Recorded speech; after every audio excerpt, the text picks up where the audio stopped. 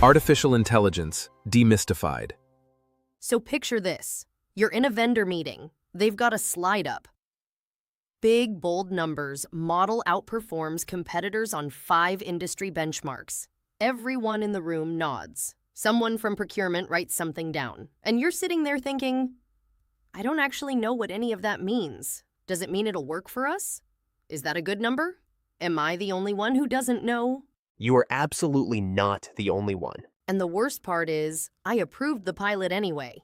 What you were missing is something called Evals. And by the end of this episode, you'll know exactly what question you should have asked in that room. Let's go. Okay, before we get to Evals, we need to talk about benchmarks.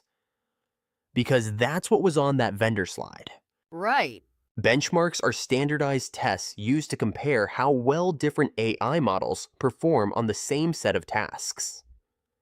Same questions, same conditions. Every model takes the same exam. It's how the industry ranks them against each other. So it's like a league table? Exactly like a league table. And here's the analogy I'd use. Imagine a culinary school sends you a graduate's transcript. Top marks in classical French technique, knife skills, pastry. Genuinely impressive. Okay, I'm hiring them. But your restaurant serves fast casual Mexican food for 300 covers a night. The transcript tells you how they performed on someone else's exam. It doesn't tell you how they'll perform in your kitchen. Hold on to that.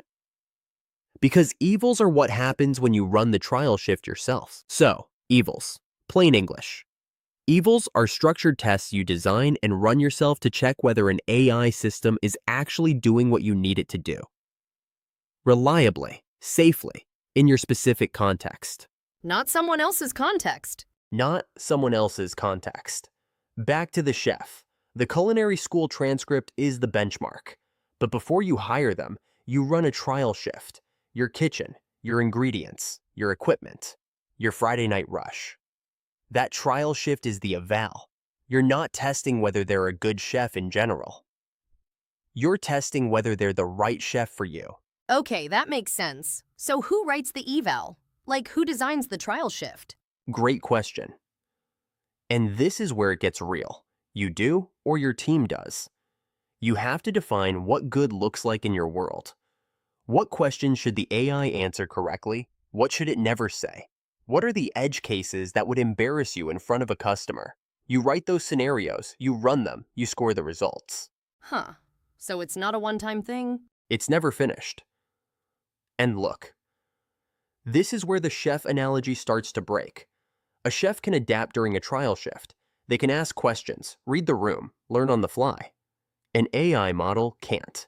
The eval is a snapshot. It tells you how the model performs right now on these inputs. It doesn't mean it'll behave the same way in 6 months after the model gets updated. Right, okay, so.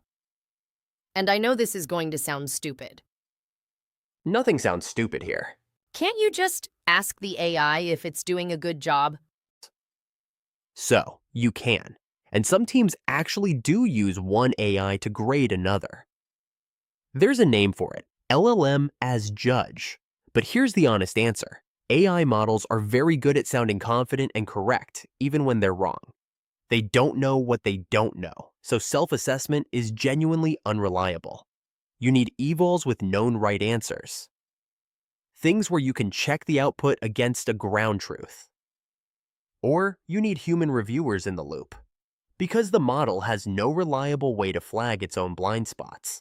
So asking the AI to grade itself is like asking someone to mark their own exam. With the added problem that they'll hand it back with a confident smile and no idea they failed. That's actually terrifying. A little bit, yeah. Okay, let me try this. Evals are the tests you run yourself to see if the AI actually works for your situation, because the official scores don't tell you that. Close. Sharpen it slightly. Evals are the custom tests an organization runs to find out whether an AI actually works for their specific needs. Not just in theory, but in practice. Think of them as your own quality control process, because a model that aces the industry exams can still fail badly on your problems. I'm writing that down. That's the one. That's the one. Here's the scenario. A vendor is pitching you an AI-powered customer service tool. They lead with benchmark scores. Their model outperforms competitors on 5 industry standard tests. You're looking at a 6-figure contract. The room is warm to it. Which is exactly what happened to me. So what's the one question you ask? What's the one question I ask? Tell me about a time your Evals caught a failure that the benchmarks completely missed. Oh, that's good. A good vendor has that story ready. They'll tell you exactly what broke, how they found it, what they fixed. A bad vendor will pivot back to the benchmark slide. And now you know which one you're dealing with. Next time someone puts a benchmark slide in front of me, I'm not nodding. I'm asking about the evals. Next episode. Who's actually in charge of your AI, and what happens when the answer is nobody? That's AI in the enterprise. Governance and risk. See you then.